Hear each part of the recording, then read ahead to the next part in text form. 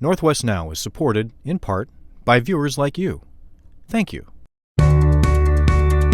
More than 40% of the jobs in Washington rely on international trade. And when it comes to Western Washington's economy, it's all about the ports of Seattle and Tacoma.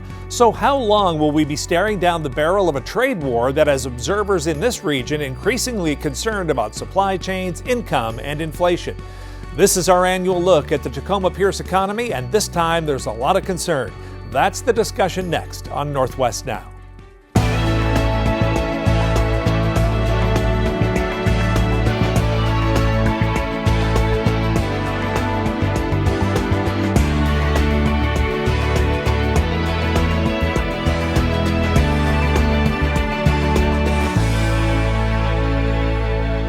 Every year, the Tacoma-Pierce County Chamber of Commerce releases the Pierce County Economic Index, or PCEI, report.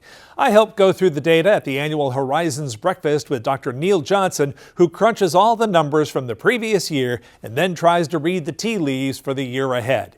Seats are still available for January 29th's program. You can get involved through the Tacoma-Pierce Chamber's website. Up until 2022, all the trend lines were headed up for more than a decade. But the last couple of years haven't been great, with a slight uptick in growth, but with the loss of some tide-flat jobs and several big development projects running into financing problems. So coming up on the 29th of this month, we get the numbers for 2024 and look ahead to 2025. For now, though, as Steve Kiggins tells us, after Donald Trump was elected, most of the attention shifted to a possible or an actual trade war with China, Mexico, and Canada. Every farmer I buy from, I know their name. For more than 3 decades, the Proctor Farmers Market promised Pierce County could eat fresh, buy local, and build community. This space just transforms into this vibrant community. The market invites vendors hoping to offer something for everyone. Hot meals, fresh meat and produce, even pickles that might be pretty good. Alex Darner says he's been coming to the market for so long he joined the board of directors. I made this conscious decision. My dollars are gonna go as much as possible to local growers. Mushrooms are having a moment, right? Farmer Adam DeLeo hopes that moment turns into repeat customers. He says their buying power is feeling an expansion in his Key Peninsula mushroom farm. It's a purpose-built facility, so the design, the layout, the way things flow through the farm, it's all the way we want it to be. The State Department of Agriculture says Pierce County is home to more than 1,300 farms. Statewide, agriculture and food processing sectors employ more than 160,000. Washington ranks 8th in the nation in international trade.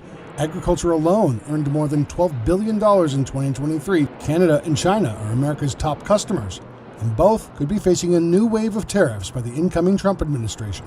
Tariffs could be leveraged in trade negotiations, says Chair of the House Ways and Means Trade Subcommittee, Representative Adrian Smith. And so we don't like it when they place the tariffs on us. That said, we need to keep our options on the table. But the Washington Council on International Trade says the U.S. should resume trade policy that once fostered decades of growth, and warns tariffs often include unintended consequences like inflation and layoffs. Paired with a global pandemic, the Council says Trump's first round of protectionist policies and tariffs fueled a significant decline for Washington's exporters. These are taxes that will raise costs for consumers. Congresswoman Susan DelBene introduced legislation aimed to keep the president from imposing tariffs using emergency powers. Whether it's in technology or aerospace, but definitely in agriculture. So not only does it hurt our consumers, it hurts our businesses. I've watched this market just transform. Customers in the Proctor Farmers Market have navigated 30 years of evolving economies. For Starner, investing locally pays off no matter where international trade winds blow. It goes beyond the success of each vendor. We're talking about the health of the community. In Tacoma, Steve Kiggins, Northwest Now.